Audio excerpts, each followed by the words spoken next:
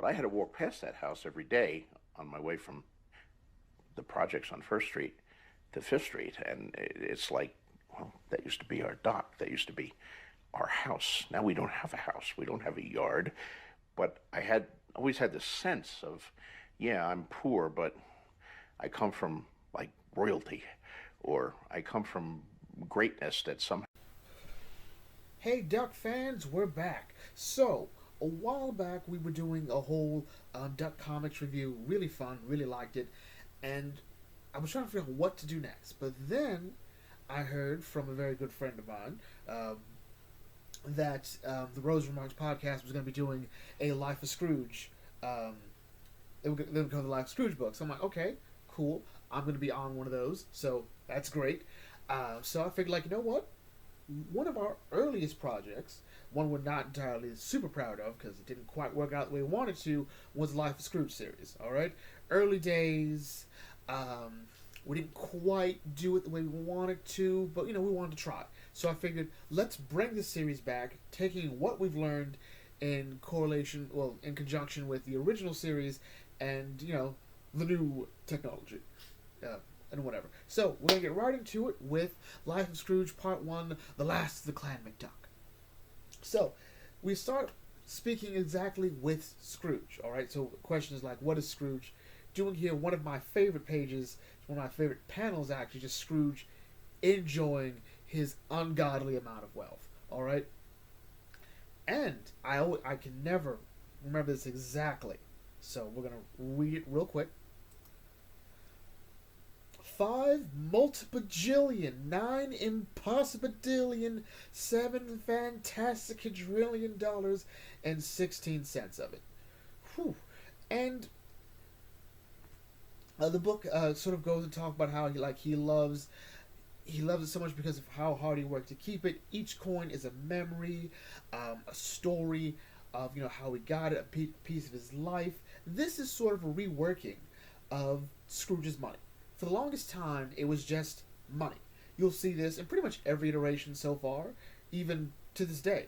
For example, D17, which was a bit of a reason why we did the Life of Scrooge series, was because of it. Doesn't really put in much significance to the money itself. It's just money. DuckTales 88, 87 does this too. It's just money. And if the money's lost, he's just poor. And it's alright. It's money. It is what it is. And even Barks, to an extent, does this as well. So it's nothing, specific to just modern iterations.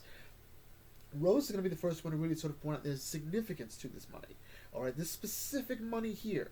All right, this impossible amount of wealth means more than just its monetary value. And there'll be other stories that'll go into that too, but mostly it's always under Rosa. So anyway, how did he get so rich? How did he get that number one dime? Scrooge says it's none of your business. All right. There are 3 places you can stay for free. In your lane, out my business, and over there. Alright? But we're not here for that. Let's get into it. The Last of the Clan McDuck begins with Scrooge being on the eve of his 10th birthday, being taken to Dismal Downs and the site and Castle McDuck to learn about his family's history. If you recall, in The Dragon of Glasgow, we saw this happen too. Right after Scrooge's friendship with Aaron is revealed that Aaron's a Whiskerville. So here we are. Fergus giving his son a tour of his family history. Of this, this is who you are. All right. And Fergus points out that our family were the only people tame enough, strong enough to tame Dismal Downs. It's bogs, quicksand, even the worms are like hardcore, but here we go. Fergus points out that Castle McDuck, the more like this whole place is still it's still their land, but no McDuck is dared to live there since the Hound. And Fergus describes him as a monstrous devil dog that that drove the family out in 1675. This is also referenced in The Hound of the Whiskervilles by Karl Barks. So, because remember, Rosa takes pretty much everything Barks ever wrote in regards to Scrooge's past and crafts it into a story as best he can. So, no one's lived here since 1675, alright? Well, Noah McDuck is living in 1675, and the current year for this story is 1877. Rockford Hayes has just won the presidency by one vote. So, what happens now? Scrooge, that's what happened then. Like, we can't afford to move back. And Fergus lists off the family's attempts and failures to make money. All right, Captain Seafoam, with his work as a captain in the shipping trade, lost that to Swindle McSue after agreeing to deliver some horseradish to Jamaica, the horseradish mystery. And then we have Sir Quackley, who was given a chest of gold for defending King Macbeth, was lost, the old castle secret. And so, we have... It's not been good. Fergus points out that right now, his father was a lowly miner, and Fergus works at a factory. So, they're not where they used to be. And this great tender moment is interrupted by the Whiskervilles. Alright? And they've been grazing their sheep on the land since the McDucks were chased out. And, they're starting to, get a bit, rapscally, like a fisticuffs about to happen. And, I like this, because even Scrooge is like, I will fight a sheep. Alright? I will, make no mistake, I'll fight sheep. Alright? And Fergie's like, I don't care if you're like twice my height, or I will knock you down soon as coming. The next thing you know, what Fergus and Scrooge don't notice is the Whiskerville calling someone over, and then there's an "Aroo!" And, they see the Hound, Fergus runs off, and they miss the fact that it turns out the Hound is actually a Whiskerville in disguise. So, this is the real secret. The real secret that they won't find out until many, many, many, many years later. Alright? So, So, that night we sort of get a look as to exactly, maybe not the McDuck family as a whole, or rather what's left of the clan McDuck. We have Jake, Scrooge's uncle, Fergus's brother. We have Scrooge's mother, Downey, along with baby Hortense, Donald and Della's mother. And somewhere in there we'll see Matilda on the far left. Alright? And Jake wants hey, you know what, let's just go down there, box there is, let him know what's what. Scrooge wants to go too. Downey mentions that it's just us. Your Uncle Pothole, Uncle Angus, moved to America, so there's not much of a fighting clan McDuck.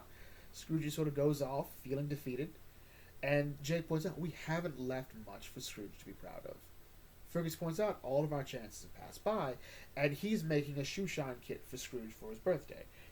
Helping him to, make something of himself, give him something to do. And this is sort of where the big story comes in. Also, we did forget. But we'll come back to it. So, it's been a couple days later, about a week, and Scrooge hasn't made much progress with his shoeshine kit. He hasn't been able to get any customers, which is weird, because, it's a pence? Was it 7 pence? 5 pence? So there you go. But Fergus has arranged for a ditch digger, or one of his friends, to go get Scrooge some work. Alright? And he's going to pay him with an American dime. Alright? The whole point is that Scrooge is going to work really hard and be cheated. Alright? And he's going to learn to not be so trusting, and that will inspire him to greatness. So, fun idea. Also, I want you to pay attention to Fergus's hat. Alright? Not right now. Pay attention to it now. But notice the hat.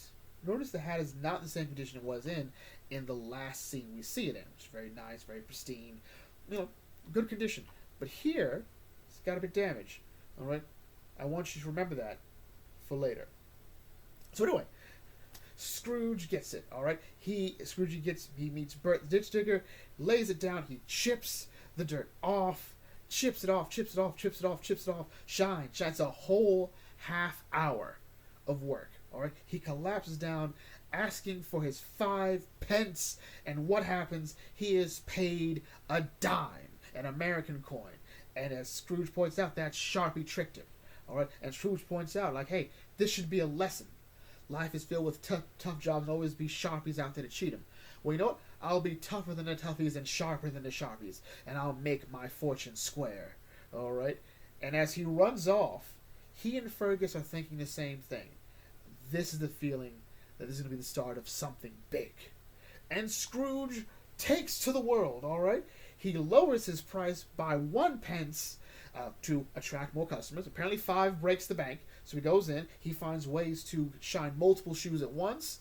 All right, so he's raking in money. At 10 years old, he's raking in money. He gives some to his proud father, like to help cover expenses and help out with the family. He insists on a receipt for tax purposes. Like I said, he's sharper than the Sharpies. And a few years later, he buys a horse and cart to sell firewood, but he's like, you know what? Selling cheap firewood doesn't get him. I know. Sell peat moss, all right? And say only the elite use peat, all right? Also, horribly overprice it. So, there we go. So, he's making some money. He's putting his industrious talent to work. He's got drive. He's got potential. This is sort of Scrooge's best trait always. He's a hard worker. He's smart. He's not afraid to get down and dirty. He doesn't think himself as above whatever work is needed, all right? He is, quote-unquote, all about the grind. So Scrooge would often go as far as Ronick Moore to get peat moss, but every now and then he'd come to Castle McDuck, looking at his family's once glorious home. All right? And part of him wants to think, like, will he ever be rich enough to restore the castle to its former state, to restore the clan to its former glory? This is all sort of weighing down on him. Or he's trying to figure out if that will ever happen. So he's coming tidy up the cemetery, clean up a bit, pay respects to the ancestors. But as it goes down, he sees Whiskervilles, all right? And they're desecrating the clan cemetery looking for Sir Quackley's gold, all right? So he's like, there's not much he can do. He wants to run off, but they see him, and so he runs into the castle, and he's met by a strange figure. Another duck! Which is that strange considering this universe. But he's like, they won't come in here, all right? And you're a McDuck. I can tell by looking at you. And he gives him the tour. Like, you know what? Hey, let me show you around the glorious Castle McDuck. And then we get more lore. All right, okay, more. I love lore. I do. Lore is everything. So we talk about the armor, all right? So McDucks are not tall, in case you haven't realized it. They didn't have to wear full plate armor. The beauty of that is, because they're so small, they're usually within the blind spot of medieval helmets. Because medieval helmets will often cover the entire face and only have like small slits to view through. So they can't look, if they look down, it's too late. They already see the McDuck going for the knees, going for the kneecaps. A mace to the kneecap is just insane. All right, but anyway. So then we meet Sir Aidan McDuck, all right, who was felled during a Saxon siege because he only paid 30 copper pieces per hour for the lot of them. All right, you get what you paid for. That's the story there. Then there's Sir Swamphole, who sealed off the castle dungeon, but it became too expensive to run them, and he points out this was once a noble, brave place. McDucks lived here in fear of no man, woman, or child, except the tax collector. So, he points out, so what are you going to do? Will you restore the clan to glory? Will you do it? And Scrooge's like, well, I've already got my first dime, my number 1 dime. And he's like, that's good, but you won't get far just selling peat moss and shining shoes. Not doable. He's like, but that coin in there, it's American, isn't it? You're like, well, yeah. He's like, I could go to America, land of opportunity, but what would I do there? He points out, doesn't your uncle have a riverboat there? Isn't he a riverboat captain? Like, that's where I'll go. I'll go to America with my uncle and, make it big there. But first we have to do something about those Whiskervilles desecrating the family cemetery. And he's like, do you have an idea? And he does. So, using some of the peat moss, some of the armor, and his horse, he creates the ghost of Sir Quackley. Alright. Who dares desecrate McDuck graves in search of my gold? I am invincible. I am doom itself. And the Whiskervilles are so scared their hair turns white with fright as they flee like little cowards. Oh, great. So as it all goes off, the figure walks off like, there we go. This is good. This is good. And a voice asks, what do you think? He's like, you know what? The name McDuck will be great again. That it will shine once more. They act like, hey, we think he'll do us proud. Like, first of all, you ate yourself to death. So you know what? You don't get to ask anything. All right? Why do you tell him about the treasure? Like, Nate, nope. He must earn it himself. Otherwise, we'll never restore our family glory. So yeah, it turns out this is Sir Quackley. All right, his ghost has been haunting the castle, telling people, "Hey, my treasure's here." But no one listens. And I was like, "Fine, you know what? No one gets it. He has to make it himself." So he goes off. So later, so this all happens in a span of 3 years. So the story begins with Scrooge the day before he's 10. Now he's 13, leaving for America. All right. So armed with some love and support from his family, along with some family heirlooms, you know, great great grandfather's gold teeth, Sir Captain Seafoam McDuck's gold teeth, and his silver pocket watch. Scrooge says he'll never sell the watch, but the teeth are creeping him out. Matilda says goodbye, and Hortense says her first words, "Bye, Scroogey," which, you know, I think is very sweet. His mother kisses him in front of the cattle, and Scrooge walks off saying, "Next time you see me, I'll be a rich man," as the comic ends.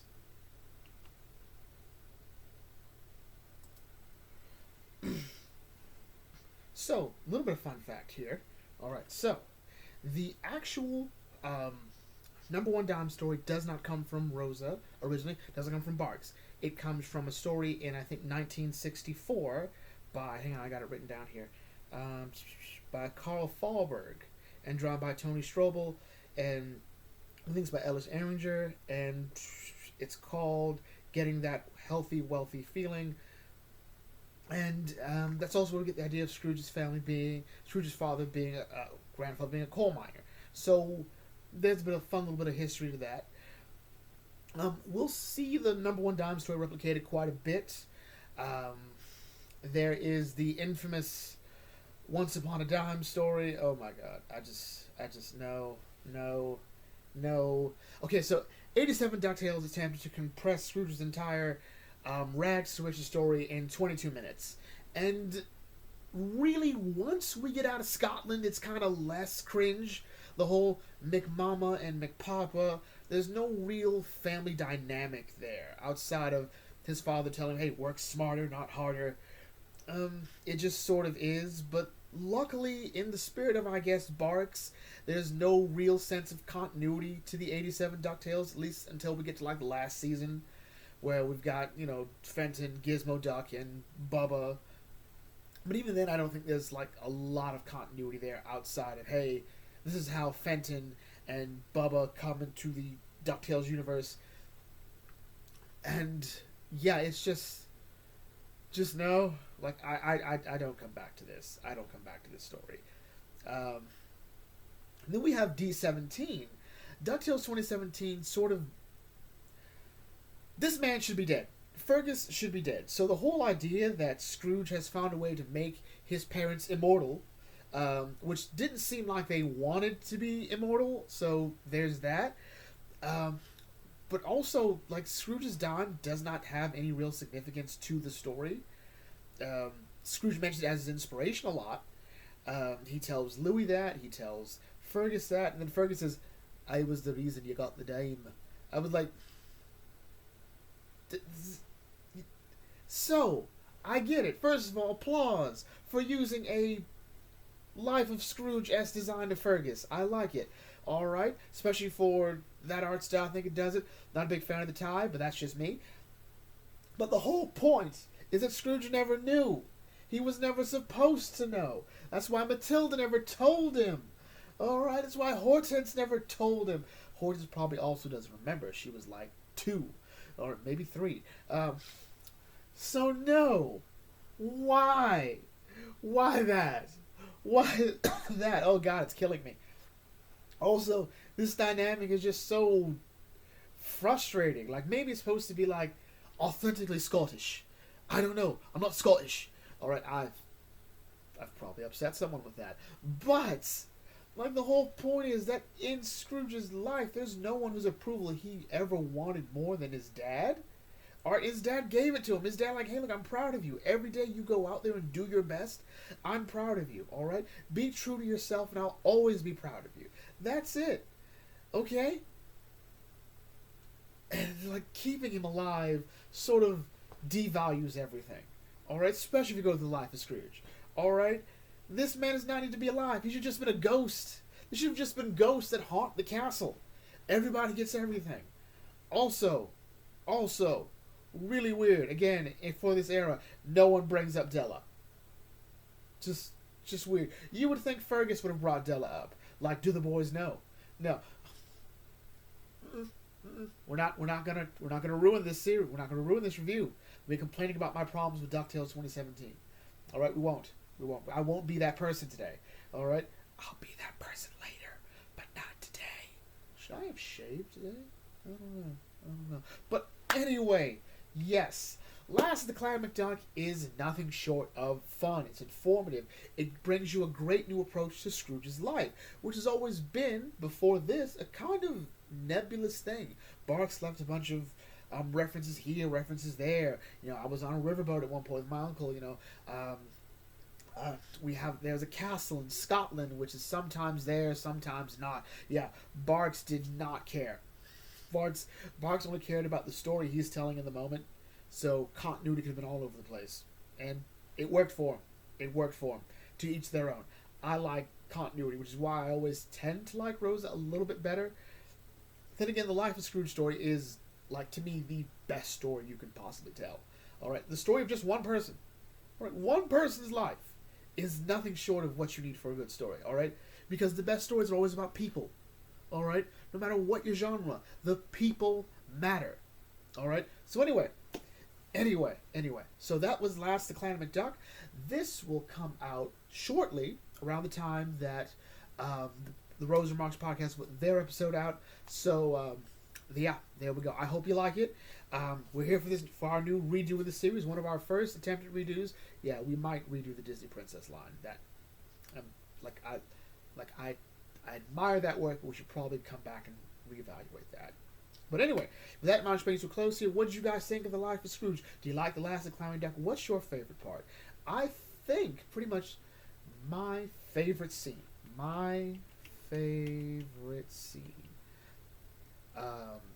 Outside of this, I do love this.